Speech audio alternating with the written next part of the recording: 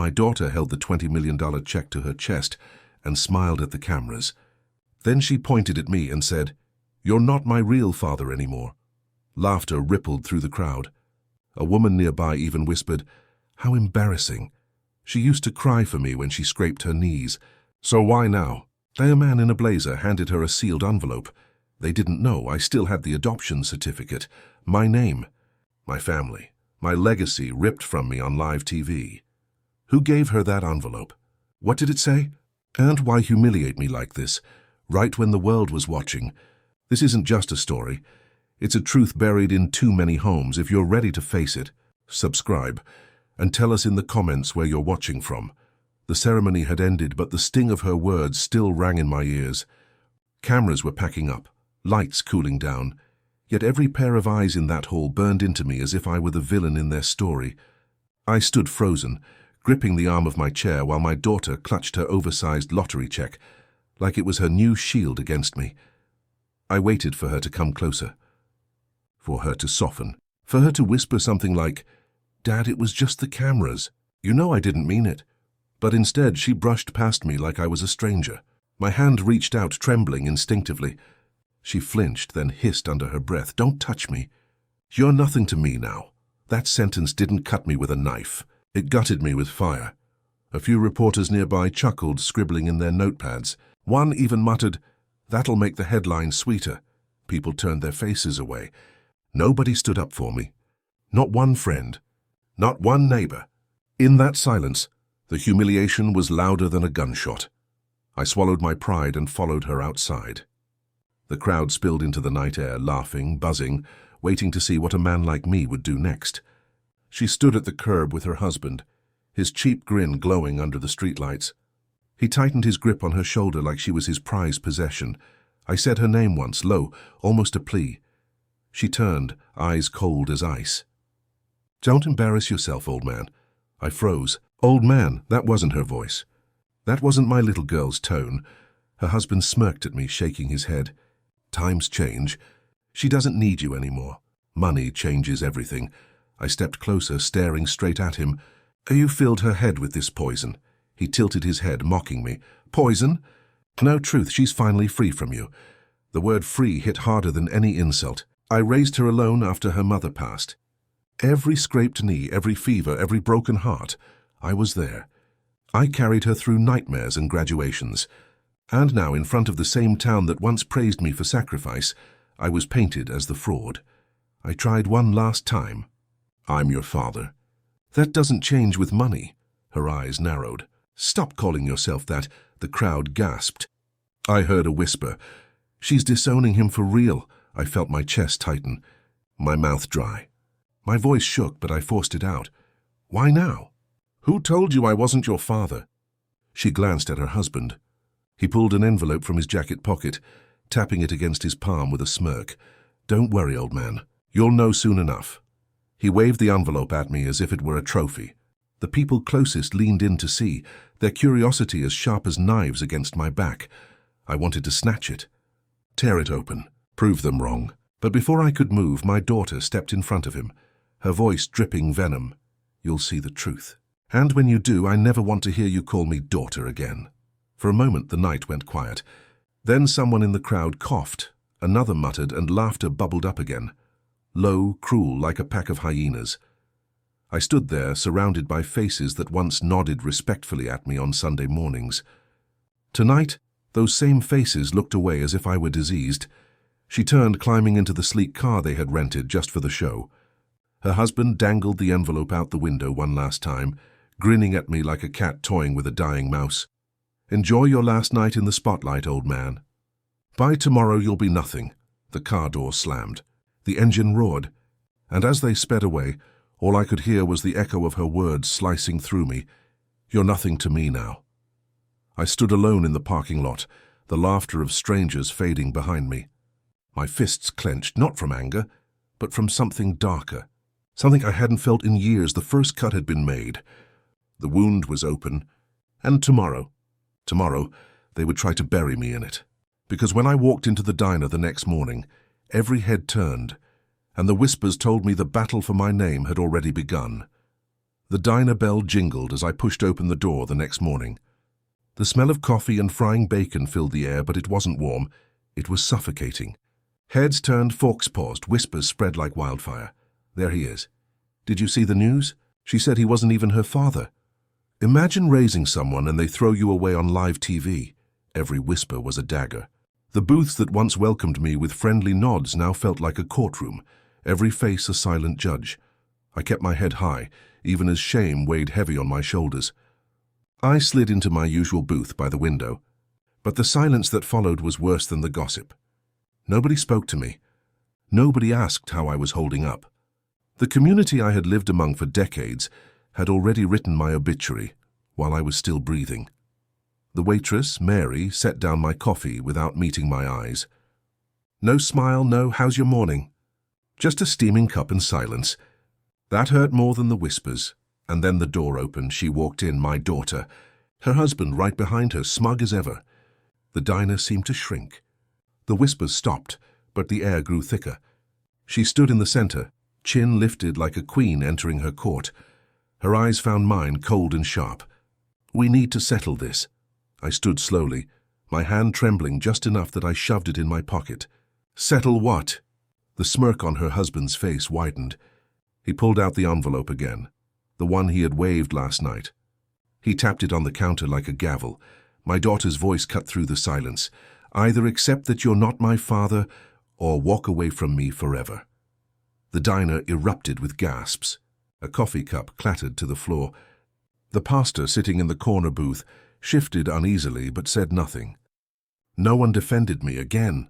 I took a step closer. "I raised you. I gave you everything. Don't you dare erase me," she shot back. "Blood doesn't lie." I felt my jaw tighten. "And neither does love." Her husband chuckled under his breath. "Cute, but love doesn't pay bills. Love doesn't make you her father." My fists curled. "You think money makes you family?" He leaned in, whispering just loud enough for the room to hear. "It makes me her everything." The words rippled through the crowd. People muttered, shifting uncomfortably. I saw Mary wipe her hands on her apron and shake her head. I looked at my daughter one last time, my voice breaking. "You're my child." "That will never change." Her reply was colder than death. "Stop calling me that. You're nothing but a liar who forged my life." The diner gasped again. My head spun. Forged? What lies was she talking about? Her husband grinned, sliding the envelope across a table toward me. "Sign the release," he said smoothly, "or you'll never see her again. Not at church, not at home, not anywhere." My hand hovered above it. Every eye in the diner locked on me. My heart pounded. This wasn't just an ultimatum. It was execution in public. I wanted to rip it apart, scream the truth, but my daughter's eyes were daring me, waiting to see if I'd bow. I pushed it back across the table. "No." The diner buzzed with whispers. My daughter's face hardened, and for the first time I saw something crack. A flicker of hurt, quickly buried under her husband's hand, gripping her shoulder. He sneered. "Then prepare to lose everything. Your house, your savings, your name. You'll have nothing left." I straightened my back, forcing my voice to stay steady. "I've been poor before. I've been broken before. But I will never sign away being her father." The diner fell silent. My words hung in the air, heavy and defiant. Her husband leaned close, whispering like a serpent. "By the time we're done, even she won't call you father." They turned and walked out. The bell jingled again, but the sound felt more like a funeral toll. I sat back down, coffee cold, hands trembling. The pastor's eyes met mine across the room. He opened his mouth to speak, but closed it again, bowing his head in silence. That silence said it all. They had thrown down the ultimatum. And the community had witnessed it. When I got home that afternoon, the phone rang. It was the banker. His words made my blood run cold. "Sir, your joint account has been emptied." The phone was still warm in my hand when the reality hit me. "Your joint account has been emptied." The banker's words replayed in my skull like a hammer. I stumbled into my chair, the old wood creaking beneath me, as if even the house felt the weight of this blow. "How is that possible?" I asked. My voice was hollow. The banker cleared his throat. "According to our records, your daughter had legal authority. Power of attorney forms. All signed. Signed." I spat the word. "I never signed anything." There was a pause. Well, sir, someone did. I slammed the phone down. My hands shook, not from fear, but from something hotter, sharper. Rage. I went to my desk, pulling out the little folder where I kept my savings receipts. Every month, every dollar I had put aside for her college, for her wedding, for the emergencies of life, gone. Decades of sacrifice, erased with one forged signature. I didn't even notice the tears burning my eyes until they hit the paper. By the time the sun dipped low, I was at her house. Her mansion, really. Though it wasn't a mansion yesterday, it was just an ordinary home, until the oversized check gave her illusions of royalty. I stood on the porch, the lottery banners still fluttering in the yard, balloons half deflated, confetti crunching under my boots. She opened the door, cold eyes. Crossed arms. You took my savings, I said, each word like gravel. Her husband appeared behind her, grinning. Savings? Don't consider it a correction. I stepped forward, my voice rising. That was my retirement. My life's work. She lifted her chin, unflinching. Maybe it's payback. For the lies you built my life on. My stomach dropped. What lies? She just shook her head. You know, but I didn't, or maybe I did, and the thought terrified me. I scanned the room over her shoulder. Photos lined the mantel, smiling faces. Her graduation, her wedding, birthdays. But something was missing. Every single picture of me had been stripped away. My frame, the one I gave her when she was 10 of us fishing at the lake, gone, erased. Is this what he told you? I whispered. That I'm not your father. She said nothing. Silence was louder than any denial. Her husband chuckled. You really don't get it, do you? She doesn't need you anymore. You're an old draft. We're writing a new story now. I stepped closer, staring into his eyes. You forged my name. That's a crime. He leaned forward, his breath sour with arrogance. Prove it. The words hit like a slap. He knew exactly what he was doing, shredding me in public, bleeding me in private, and daring me to fight back. I wanted to lunge, to tear that smirk off his face, but then my daughter's voice cut me deeper than any blade. Dad, she caught herself, corrected. You don't come back here again. For a moment, I just stood there. The girl I carried on my shoulders, the girl I rocked to sleep when she had nightmares, was now looking at me like I was an intruder in her home. My throat closed. Everything I've ever done was for you, her eyes hardened. Then be proud. You raised a woman who doesn't need you. The door slammed. I stood on that porch, staring at the wood grain of the door until it blurred. My body trembled, not from cold, but from the hollow ache of betrayal. My phone buzzed. I pulled it out, just hoping it was her, it was the banker. Sir, his voice was urgent, there's something else. I shouldn't even be calling you, but your house deed has been moved.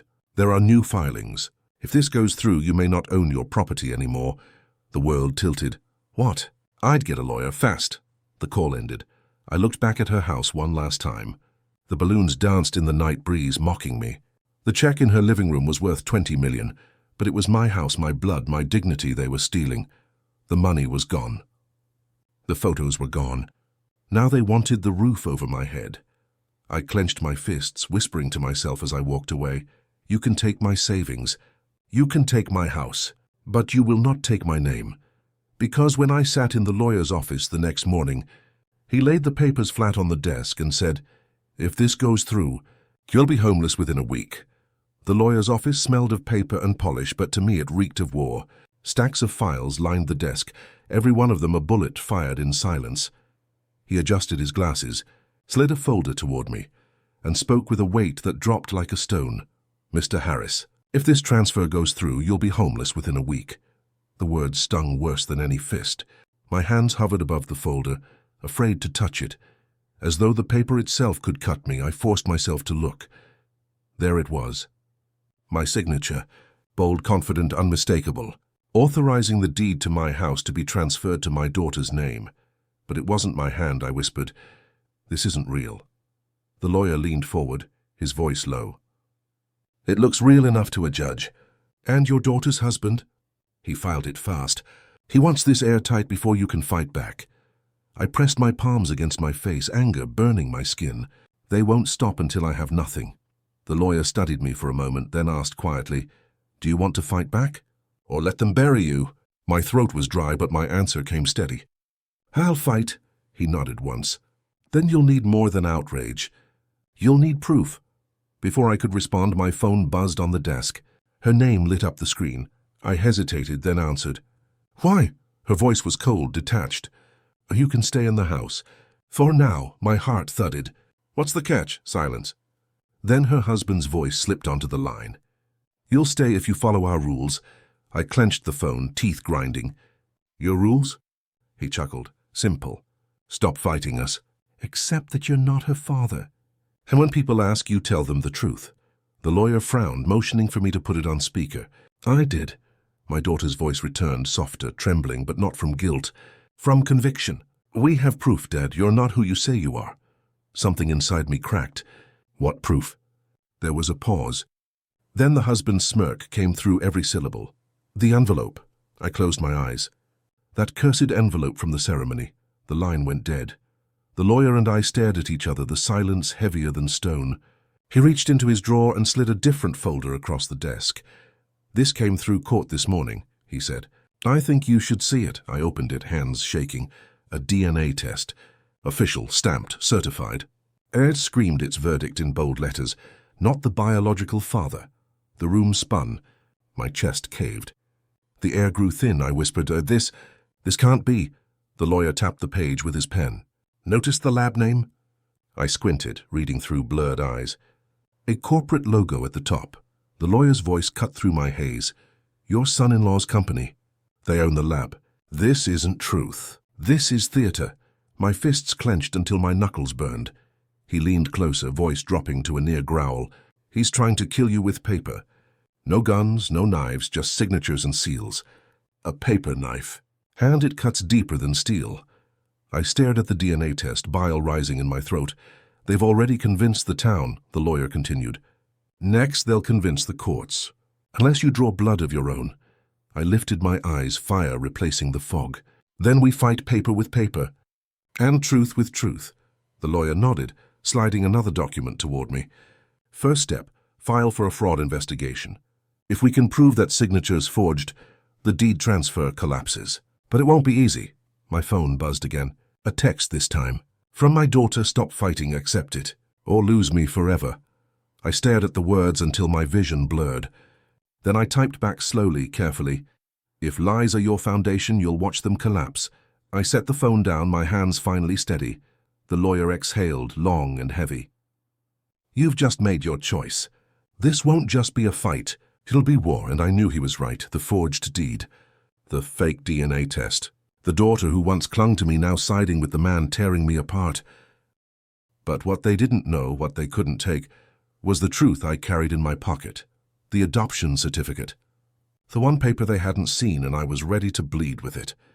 Because when Sunday came, and she stood in church declaring her donation in another man's name, I was forced to watch as my community turned its back, and the trap snapped shut in front of everyone. Sunday morning, the church bells rang clear across town. I had walked through those doors for decades, through storms and funerals, weddings and baptisms. But that morning, every step felt like I was walking into a trial. The pews were full. Neighbors nodded politely, but their eyes flicked away too quickly. Whispers trailed me like shadows. There he is. Didn't you see the test? He's not her father. And they say he forged her adoption too. I sat alone near the back, clutching the old adoption certificate inside my coat pocket. The paper crinkled against my palm like a heartbeat. The service began, hymns rose, and then Pastor Daniel stepped up to the pulpit. His voice was steady, but his eyes betrayed unease. Today, he said, we give thanks for blessings, for family, for truth. My daughter stood. She wore a bright dress, her hair perfect, her smile radiant. The entire congregation turned to admire her as she walked down the aisle. Her husband by her side. She approached the pulpit and turned to face the crowd. I want to make an offering today, she said, voice strong, in honor of my real father. Gasps rippled through the sanctuary. My heart clenched. Pastor Daniel hesitated, but she pressed on, handing him a check. This is for the man who gave me life. Not lies, the room buzzed. Heads turned. Some shook in pity, others in judgment. I stood, my voice breaking the silence. I raised you. Every day of your life. Don't erase me. Her husband stepped forward, sneering. Sit down, old man. You've stolen enough. The whispers rose into murmurs. He forged papers. She's right, blood matters. I tried again, louder this time. You think paper makes family? I fed her, clothed her, carried her through every storm. My daughter's reply was sharp as glass. You forged my adoption. You stole me. The sanctuary fell into stunned silence. I staggered, words caught in my throat. That's a lie. A cruel lie. Her husband raised a hand as if presenting evidence. The documents don't lie. Courts will see it soon enough. Suddenly, a firm hand touched my shoulder. A police officer stood beside me, his voice quiet but edged with warning. One more outburst, sir, and I'll have to remove you. I looked around. Eyes avoided me. No one spoke in my defense. The same people who once called me brother, friend, neighbor, now they looked at me like a criminal in the pews. My daughter returned to her seat, basking in the approval, while I sank back into the shadows. The hymn resumed, but the music couldn't wash the humiliation from my skin. I stayed through the final prayer, though every minute burned. When the dismissal came, people streamed out, whispers echoing off the high ceilings. I stepped into the cool air outside, trying to catch my breath. That's when I felt a tug on my sleeve. Pastor Daniel stood beside me, eyes darting nervously toward the others. He pressed a folded slip of paper into my hand. Meet me tonight, my office. Don't tell anyone. Before I could ask why, he was gone, swallowed by the crowd. I opened the note with trembling fingers. 6 words. I know the truth about him. My pulse quickened. Him. Not her, him. Her husband. The trap had snapped, the town had judged me, the law was circling. But now in my palm I held the first crack in their armor. And that night, with the pastor's words still echoing, I made my first move of resistance, one small strike that would change the course of this war. The note from Pastor Daniel burned in my pocket. But I knew one thing before any meeting, before any whispered truth. I had to stop the bleeding. They had taken my savings. They were coming for my house. If I didn't act, I'd be stripped bare before I even stepped into court. I walked into the bank Monday morning, the same bank where I had deposited my first paycheck 40 years ago. The marble floors echoed under my boots, each step a declaration. People glanced up, some whispering, others avoiding my gaze entirely. The banker, Mr. Lewis, a man I'd known since my daughter was in pigtails, met me at his office door. His expression was tight, professional. Mr. Harris, I was about to call you. Don't, I cut him off. I know what you're about to say, but I'm not here to listen. I'm here to act. He hesitated, then gestured me inside. What do you need? I sat, steadying my voice. Freeze every joint account. Cancel every card with my name on it. And lock down my pension now, he blinked. Sir, your daughter, she is not authorized anymore, I snapped. My fist hit the desk, rattling the pen holder. Every dollar I worked for is mine until I say otherwise. Cut her off. For a long moment the room was silent except for the ticking clock. Then Mr. Lewis sighed, nodding slowly. I'll put in the orders. Relief rushed through me, but it wasn't enough. I leaned forward. And one more thing. If her husband tries to use my name for loans, call me first. Not him, not her, me. Mr. Lewis's jaw tightened. Funny you should say that. My stomach dropped. What do you mean? He lowered his voice. An application came through this morning. A large loan. In your name. But the handwriting. It wasn't yours. My teeth clenched. How much? 200,000. The rage was ice now, not fire. I spoke through gritted teeth. Stop it, block it. Report it as suspicious. Mr. Lewis nodded firmly. Done. But Mr. Harris, they're desperate. If they're willing to risk this, they won't stop. I stood, straightening my coat. Neither will I. That evening the phone rang. Her number. I almost didn't answer. But something in me wanted to hear her voice, if only to know how far gone she really was. Why did you do it? She snapped the moment I answered. Why did you cancel the cards? Because it's my money, I said coldly. And you're not entitled to bleed me dry. Her breath shook, fury spilling through the line. You think this will stop us? You think a few frozen accounts matter? It matters enough, I shot back. I may be old, but I'm not stupid. You won't bankrupt me to feed his greed. For a second, silence. Then her voice cracked, shrill and venomous. You'll regret this. I swear you'll regret this. Click. The line went dead. I set the phone down, my pulse steady for the first time in weeks. It wasn't victory, not yet. But it was resistance. My first strike. Later that night, I opened my desk drawer and pulled out the folded paper I had carried for years, the adoption certificate. Her name, my name. Bound not by blood but by law, by choice, by love. I smoothed the creases, whispering to myself, this is the truth they can't erase. It was more than a document. It was a weapon. My weapon. As the house settled into silence, headlights flared outside. Tires crunched against gravel. I peeked through the curtain. An unfamiliar black car idling at the edge of my driveway. A figure sat in the passenger seat. A cigarette ember glowed in the dark. Watching, waiting. I let the curtain fall. My first strike had landed, and they were already answering it. The next morning I opened my mailbox and found it stuffed, not with letters but with debt notices. Fake accounts, fake bills, all in my name. Their backlash had begun. The sun hadn't even risen when I heard the rattle of the mailbox. I shuffled out to the porch, rubbing the ache in my knees, and opened the steel door. What spilled into my hands wasn't mail. It was war. A stack of debt notices, dozens, credit card bills, loan demands, collection warnings, all with my name printed in bold black letters. I froze, flipping through them. Different banks, different accounts, but all the same lie, debts I never owed. My chest tightened. They weren't just stealing from me anymore. They were painting me as a criminal. I stumbled back inside, dropped the stack on the kitchen table, and stared at the papers spreading like a cancer across the wood. Every envelope screamed the same thing. Fraud, deadbeat, liar. My phone rang. I grabbed it, desperate for an explanation. A neighbor's voice whispered through the line, I saw your daughter's husband at the bank yesterday. He had a briefcase full of papers. He was bragging. My stomach sank. Bragging about what? That you'd be bankrupt by the end of the month. Click. The line went dead.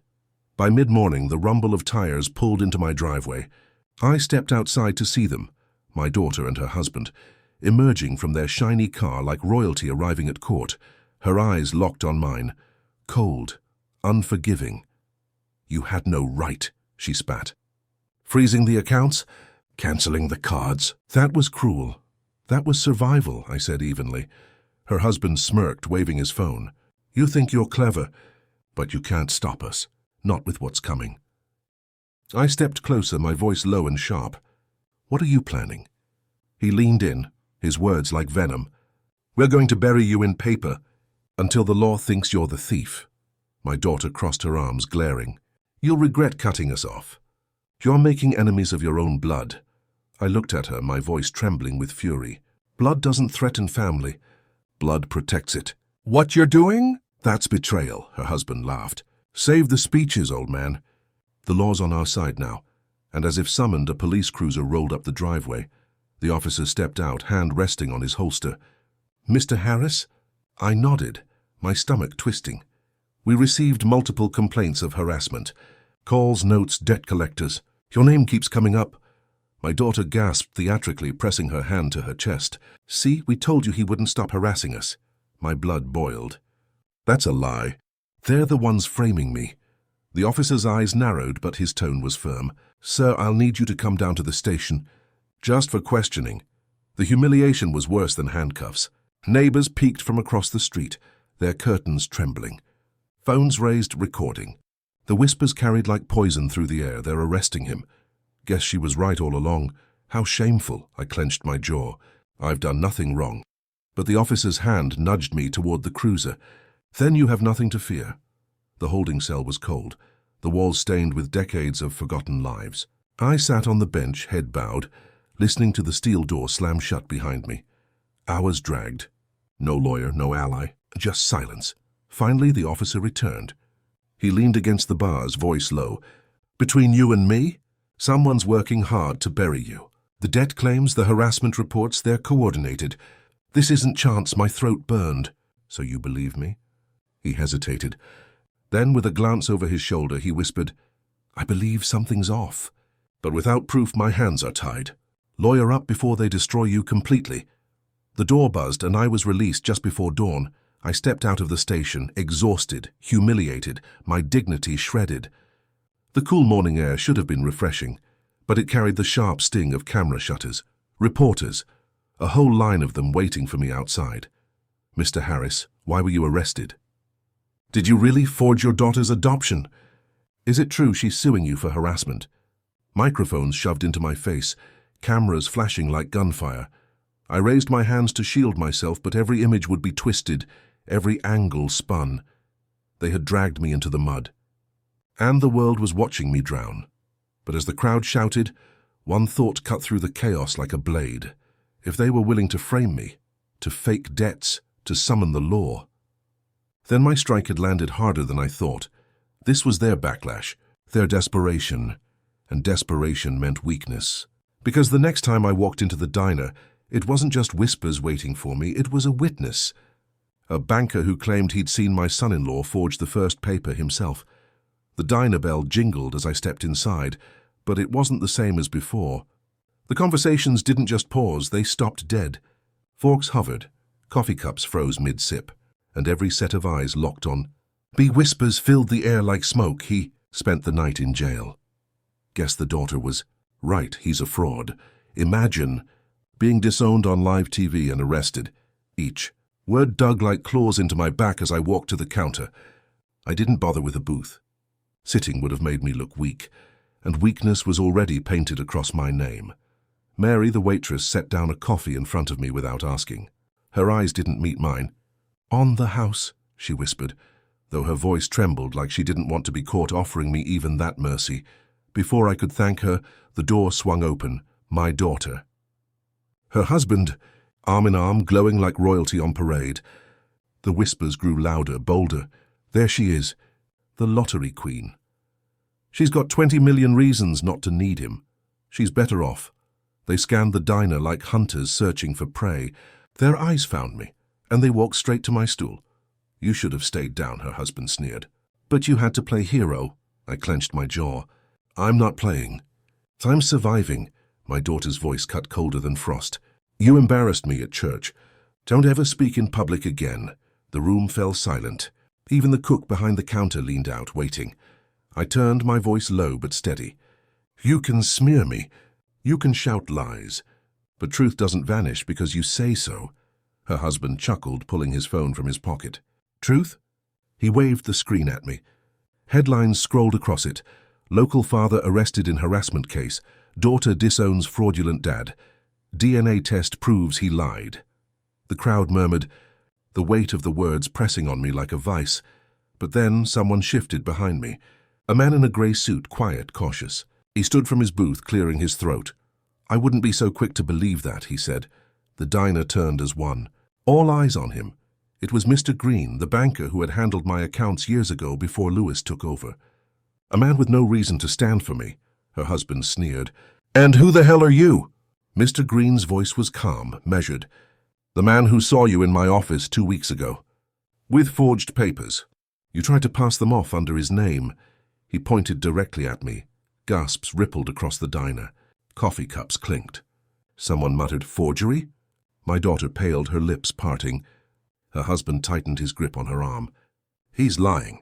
Mr. Green didn't flinch. "No. I warned you it was fraud. I told you to leave. And then you smiled and said, 'By the time he notices, it'll be too late.'" The diner erupted. Voices clashed. "Is that true? He forged everything. So maybe the old man's not a liar after all." I looked at my daughter. Her eyes darted, searching for an escape, but her husband spoke first, louder, trying to drown the truth. "Nobody will believe you. You have no proof." But his voice cracked. For the first time, he sounded afraid. Mr. Green calmly pulled a folder from his briefcase. "Copies. Every suspicious transaction. And if the police want them, they'll have them by sundown." The room exploded again, but this time not against me. Against them. Neighbors whispered, shaking their heads. She turned on her own father. All for money. Shameful. For the first time in weeks, the weight shifted.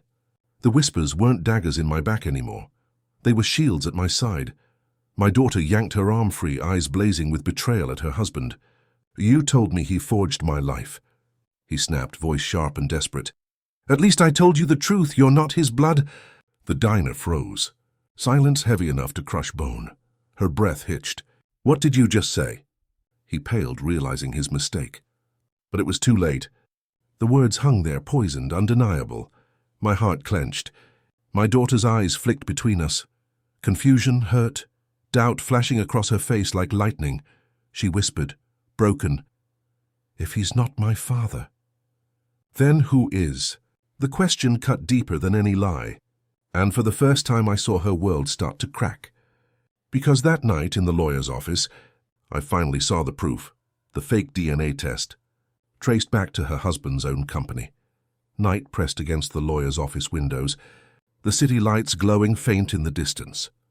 I sat at the oak table, the weight of weeks of betrayal on my shoulders, the banker's folder of documents between us. My lawyer, Mr. Reynolds, adjusted his tie and slid the papers out slowly one by one, like a surgeon revealing X-rays before a life-or-death operation. "Forgery," he said flatly, tapping his pen against the first page. "Your son-in-law signed off on at least 3 major transfers. None of them would hold in court if challenged." I leaned forward, my hands pressed flat against the wood. "Can we prove it?" He nodded. "Yes, the signatures don't match your prior records. And thanks to Mr. Green, we have timestamps and transaction logs. Can have to open a fraud investigation." The words should have felt like relief. Instead, they tasted like gasoline, fuel for a fire I wasn't sure I could control. Mr. Reynolds leaned closer, lowering his voice. "But that's not all. Look at this." He pulled a different folder from his drawer. Inside was the DNA test, the same document her husband had flaunted like gospel truth. I felt my throat tighten. "I've seen it. They waved it in my face." He flipped the page, pointing to the lab's seal. "Look closer." My eyes narrowed. The company's name was one I barely recognized, but Reynolds spoke the words like a death sentence. "This lab is owned directly by your son-in-law's corporation. He paid for this test. He bought the result." My chest burned, a mix of rage and vindication. "So it's worthless." "Worse," Reynolds said. "It's fraud. And if we can prove he doctored this document to influence inheritance or property transfers, we can hit him with felony charges." I sat back, the air trembling in my lungs. Weeks of humiliation, of whispers, of cameras catching my shame, all because of a fake test, a staged lie. My voice came out low, steady. "Then we fight." No more defense. No more begging. "We take the war to him." Reynolds gave a sharp nod. "We'll start with a restraining order. Keep him from touching your accounts, your property, even setting foot on your land. After that, we file for fraud, forgery, and harassment." The plan tasted like iron, cold, bitter, but strong. The next morning, the papers were ready. I stood on my porch as the sheriff's car pulled up, dust kicking beneath the tires. Deputy Carter stepped out, a man with a stern jaw and a gaze that cut through lies. He handed the thick envelope to my son-in-law, who stood fuming at the edge of my driveway. "What's this?" the man snapped, tearing it open. The deputy's voice was calm, professional, but laced with authority. "Restraining order. Effective immediately. You're barred from Mr. Harris's property, finances, and personal accounts until further notice." My son-in-law's face twisted red, veins straining at his neck. He crumpled the paper in his fist. "You can't do this." Carter's eyes narrowed. "It's already done. Violate it and you'll spend the night behind bars." The neighbors watched from their porches. Phones out, whispers flying. For the first time in weeks, I wasn't the one standing accused. My daughter rushed forward, her voice panicked. "Wait, you can't do this to him. He's my husband." I looked at her, my voice steady, cold. "He's also a fraud. And soon the world will see it." She shook her head, eyes flashing. "No, he's my family." "Not you." The words stung, but I didn't flinch. "Not this time." Her husband sneered at me over her shoulder, his voice dripping with venom. "You'll pay for this, old man. You think this is a win? This is just the start." The deputy stepped between us, his tone sharp. "Enough. Move along." They left in a storm of tire smoke and curses, my daughter's voice fading in the wind. I stood taller than I had in weeks, the adoption certificate still safe in my pocket. For once I felt the tide turn. But as Reynolds reminded me when I returned to his office that evening, battles are never won on one strike alone. He slid the DNA file back across the desk, tapping it with his pen. "This test is the key. It was their weapon. Now it's yours. Use it and their whole castle collapses." I gripped the folder, my reflection staring back at me in the glass frame on his desk. A father, weathered and bruised but unbroken. Because while I was preparing my next move, The walls of their empire were already crumbling, debt collectors pounding on their door, and the perfect image of my daughter's marriage beginning to shatter. The storm didn't come with thunder or lightning. It came with fists on their front door. I stood across the street, half hidden in the shadow of the oak tree, as the first knock rattled their fancy new glass panels. Then another, louder, relentless, a debt collector. His voice carried down the block, sharp and demanding. "Open up!" Time to pay what you owe. No answer. Just the faint twitch of curtains upstairs. Another knock, harder this time. "Don't make us come back with more." Neighbors leaned out of windows, some whispering, others chuckling. The gossip that had once gutted me was now cutting them. I stepped closer, watching. My daughter finally opened the door, her face pale, eyes darting nervously. "We don't owe anything," she said quickly. The man shoved a paper at her. 3 months overdue. "Creditors don't care if you've won the lottery. You signed the loans." Her husband appeared behind her, eyes bloodshot, jaw tight. "We'll handle it." "Get off my property." But the collector just smirked. "Handle it? You've got 5 more accounts behind this one. Better start selling off your toys." He walked away, leaving the paper crumpled in her shaking hands. The neighborhood didn't stay quiet. Whispers spread like fire. "Did you hear? They're drowning in debt." Guess the lottery wasn't enough. Maybe he was right all along. For the first time in weeks, the shame wasn't mine. It was theirs. Later that evening, I watched from the curb as another scene unfolded. A shiny black car, their prized possession, was hooked to a tow truck. The repo man didn't hesitate, didn't care about protests or tears. My daughter stood in the driveway, screaming at the man while her husband shouted into his phone, begging for extensions. The neighbors watched openly now, no longer whispering. Some even smirked. I caught a snippet of conversation from 2 women across the street. "He forged papers, didn't he?" one said. "Everyone's talking about it." The other replied, "Looks like the truth is finally catching up." Their words carried to me, and for the first time I didn't feel crushed by gossip. I felt vindicated. That night their shouting echoed down the block. Through the open window I heard my daughter's voice, cracked, desperate. "You promised me everything. You said we'd be safe." Her husband roared back, slamming something against the wall. "Don't you dare blame me. You wanted the money. You wanted the power. I gave you both. You lied." She screamed. "Oh, you told me he forged my life." His reply cut through the night like broken glass. "At least I told you the truth. You're not his blood." Silence followed. A silence so heavy it smothered the block. I staggered back against the oak tree, my chest aching. Even from a distance I could see her freeze, her body trembling. Her voice was a whisper, carried faintly through the night. "If he's not my father, then who is?" Her husband's reply didn't come. He just stormed out, slamming the door so hard the windows rattled. I stayed there in the dark, my fists clenched. It wasn't the words that shattered me. It was the look on her face, confusion, betrayal. The same pain she had thrown on me, now reflected back at her tenfold. The walls of their castle were collapsing, and she was realizing too late that it had been built on lies. For the first time, I saw not just the arrogance in her eyes, but the cracks, the fear, the doubt. The desperate little girl who once cried for me when she scraped her knee. And in that moment, I knew. The truth would break her husband before I ever had to raise another finger, but it didn't make the ache in my chest any lighter. I whispered into the night, my voice trembling, "I may not be blood, but I was always your father." The oak leaves rustled above me, carrying the words into the darkness unanswered. Because when Sunday came, the truth didn't just crack inside their home, it spilled across the entire congregation. And the community, once blind, finally saw who was guilty. The church was packed tighter than Easter morning. Word had spread like wildfire about the debts, the repossessions, the shouting matches on their lawn. But no one was here for gossip today. They were here for spectacle, for judgment. I sat in the last pew, my adoption certificate pressed flat against my chest beneath the coat.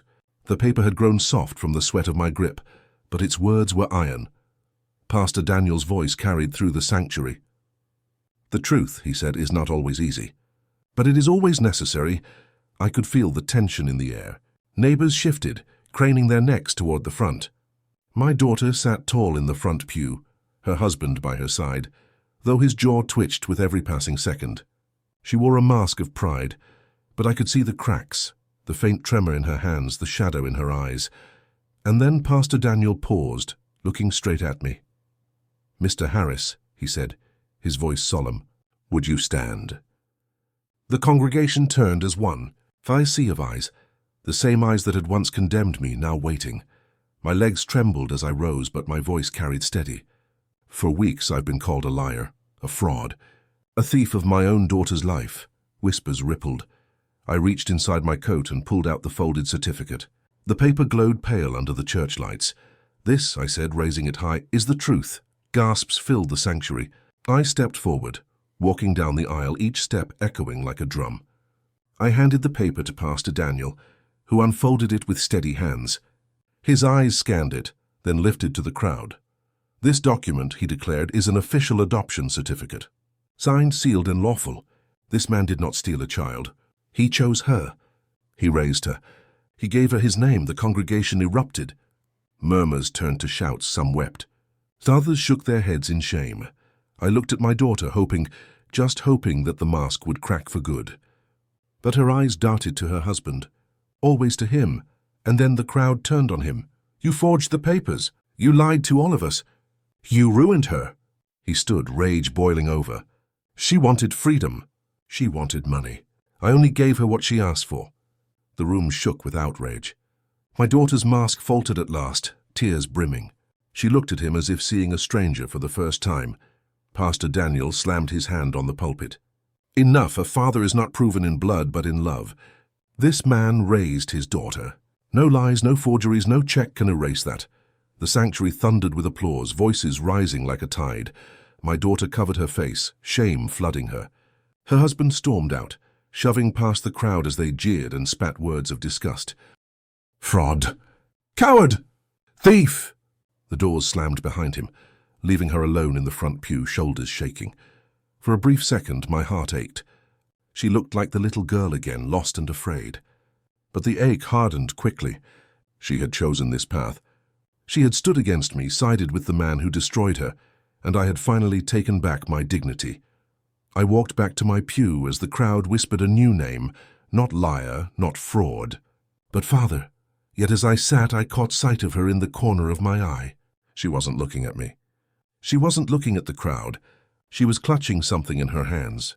The DNA test papers, still believing, still holding on to the lie like it was her lifeline. My stomach sank. The war wasn't over, not yet, because the very next day my lawyer filed the lawsuit that would strip her husband of everything and force her to choose between his lies and my truth. The courthouse smelled of dust and iron, the kind of place where truth either lived forever or was buried alive. I sat beside my lawyer, Mr. Reynolds, the adoption certificate in one hand, the banker's files in the other. Across the aisle, my daughter's husband sneered, his suit wrinkled, his tie loose. He looked less like a man in control and more like a gambler out of chips. My daughter sat beside him, her shoulders stiff, eyes glassy. The judge flipped through the documents Reynolds had submitted. Forgery, fraud, attempted property theft.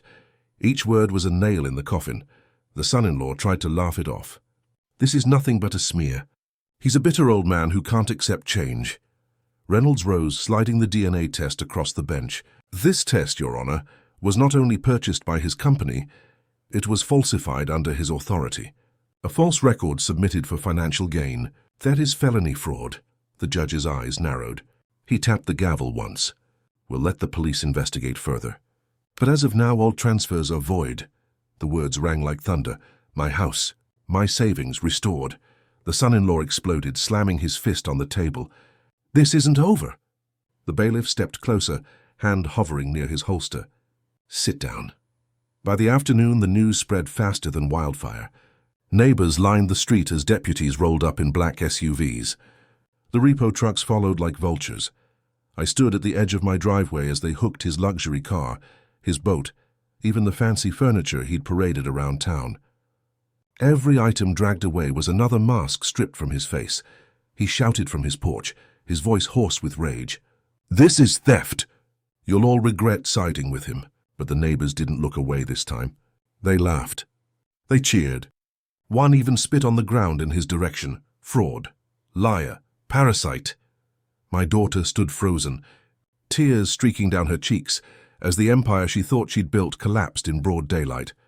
That evening, I sat with Reynolds in his office one last time. He handed me a thick envelope. "Your will," he said. I frowned. "My will?" he nodded. "You asked me to change it." "Everything is set." I opened the folder and read, "My estate, my savings, my legacy, not to her. Not to the man who tried to erase me. Instead, to a veterans' charity. To men who had bled and sacrificed, who understood loyalty, dignity, honor. It was more than paperwork. It was symbolic." A denial sharper than any blade. Reynolds asked quietly, "Are you sure?" "This is final." I folded the papers, sliding them into my coat. "Yes, she made her choice. Now I've made mine." The final twist came sooner than I expected. That night, her husband tried to flee. Suitcase in hand, money stuffed into envelopes. But the sheriff's men were waiting. I watched from across the street as the handcuffs snapped shut. His face twisted, spitting venom at me as the crowd jeered. "You think you've won? You're nothing without her." I stepped forward, meeting his eyes, my voice low but sharp as steel. "I was a father before you came. I'll be a father after you're gone. The only nothing here, there's you." The neighbors cheered. Cameras flashed. And just like that, the man who tried to erase me was dragged away in chains. But the victory wasn't without weight, because as the police car pulled away, I felt a tug on my sleeve. My daughter. Her eyes red, her face streaked with tears.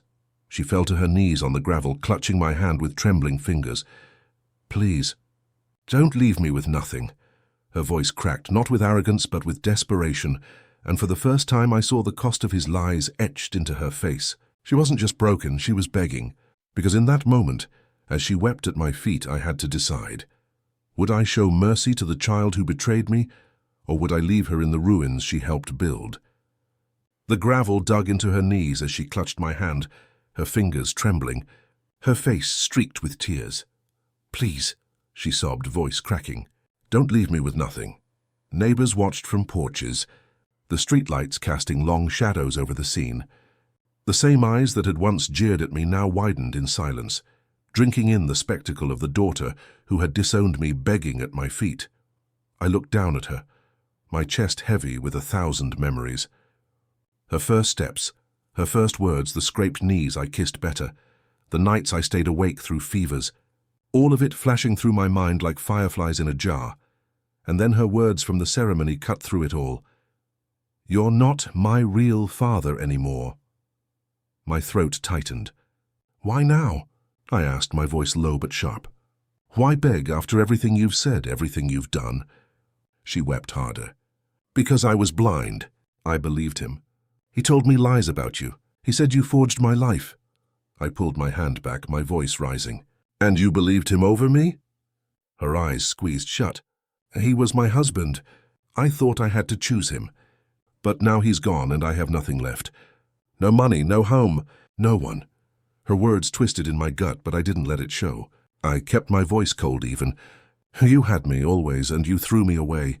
She reached out again, clinging to my coat like a drowning woman. "Please forgive me." "I'll do anything. I'll cut ties with him. I'll admit I was wrong." "Just don't abandon me," the crowd murmured, waiting for my answer.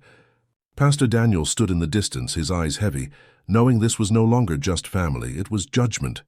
I stared at her, my jaw tight, my chest burning. "You chose money over blood," I said slowly. "And now you want me to choose forgiveness over dignity." Her sobs grew louder, her words frantic. "I was wrong. I was stupid. Don't make me pay forever." I leaned down, my voice cutting like a blade. "You made your choice. Now you live with it." The gasps around us rang like a bell. She froze, her tears suspended in the streetlight glow, her grip on my coat weakening. I straightened, turning my back to her as my voice carried across the neighborhood. "A father's love is not a toy. You broke it, and I will not let you break me again." Her cries echoed down the block as I walked away, each sob a dagger, each step a hammer pounding the nail into the coffin of what we once had. Later that night, I sat at my kitchen table, the will papers spread before me. My pen hovered, but the decision was already made. She was cut out. My name, my legacy, my estate, all shifted to hands that understood sacrifice, to men who had bled for strangers. to a charity that would honor the word family better than she ever had. The ink dried on the paper, final and absolute. But the night didn't end quietly. My phone buzzed with a dozen missed calls from her. Voicemails filled with sobbing, with apologies, with desperate pleas. "Dad, please, don't do this. I didn't mean it." "I swear I didn't mean it. I'll make it right. Just give me one more chance." I deleted them one by one, because forgiveness might heal a wound. But this betrayal had been a knife through the heart, and some wounds don't close. The next morning, word spread fast. Neighbors whispered not about my shame, but about my decision. He finally cut her out. She begged, but he stood firm. About time someone showed her the cost of betrayal. For the first time in months, I walked through town with my head high, dignity unbroken, but deep inside the ache still lingered. Not because I had denied her, but because she had forced me to. Because when the final town meeting came, and I stood before the community, it wasn't just my dignity on trial, it was the last word on my name, my fatherhood and my legacy. The town hall was overflowing that night. Neighbors filled the benches, reporters lined the back wall, and the buzz of whispers rolled like thunder before a storm. I stood near the podium, my hands gripping the adoption certificate and the revised will, two pieces of paper that had survived the fire of betrayal and come out harder than steel. When the mayor called my name, I walked forward slowly, the eyes of 100 people burning into me. Some faces were the same ones that had laughed when my daughter disowned me. Others had whispered behind my back when the police dragged me away, but tonight their stares carried something different. Curiosity, doubt, respect waiting to be decided. I cleared my throat. My voice carried steady, though my chest pounded. For weeks you've heard lies about me, that I forged my daughter's life, that I was never her father, that I stole what was never mine. You saw me humiliated, mocked, arrested, and you believed it. Murmurs stirred. Some shifted uncomfortably. I raised the adoption certificate, the paper trembling only from age, not from me. This is the truth, signed, sealed, and lawful. I chose her. I raised her. I carried her through sickness and storms. And no forged paper, no fake test, no check can erase that. Gasps filled the room. A few even clapped, quickly silenced by the weight of the moment. I laid the certificate on the podium, then lifted the second folder, the will. "This," I said, voice sharper now, "is my last act as a father." For years I saved every dollar to leave her a legacy. But when she chose money over blood, when she erased my name in front of the world, she made her choice. And so I have made mine. I opened the folder, revealing the fresh ink of my signature. Every cent I leave behind will go not to her, but to those who understand sacrifice. To veterans, to charities, to hands that know the meaning of loyalty and honor. The room erupted. Some cheered. Others gasped. Reporters scribbled furiously, cameras flashing like lightning. I let the noise swell before I lifted one final sheet. The fake DNA test, the paper that had been their blade against me. I held it up high, the seal glinting under the fluorescent lights. Then, slowly, deliberately, I tore it down the middle. The rip echoed through the hall louder than any gavel. I tore again. And again, letting the pieces fall like ashes at my feet. The crowd roared. Applause thundered. Voices rose. He was always her father. Blood doesn't make a man, love does. Justice at last. I stood tall, shoulders squared, the weight of weeks of humiliation lifting off me with every cheer. But in the front row, my daughter sat trembling, tears streaking her face. She reached out weakly, as if the shredded paper could be gathered back together, as if the truth could be undone. I met her eyes one last time, not with anger, not with hate, but with a final steady truth. You erased me in front of the world, and tonight I erased your lies. I am your father. I always was. But I will no longer be your fool. She buried her face in her hands, sobbing. The community didn't rally to her side this time. They looked away, their sympathy gone. As the meeting ended, neighbors clapped me on the back, some offering apologies, others quiet nods of respect. For the first time in months, I walked out not as a fraud, not as a broken man, but as a father whose dignity had been restored. Outside, the night air was cool, the stars sharp against the sky. The adoption certificate rustled in my coat pocket, its presence no longer a shield but a reminder. I had lost a daughter to greed, but I had reclaimed my name, my legacy, my truth. And as I walked home through the murmurs of a town that finally saw me clearly, one thought carried me forward. They tried to bury me with paper. But I rose with dignity instead. Tell me, if your own child turned against you for money, would you forgive them? Or would you walk away forever?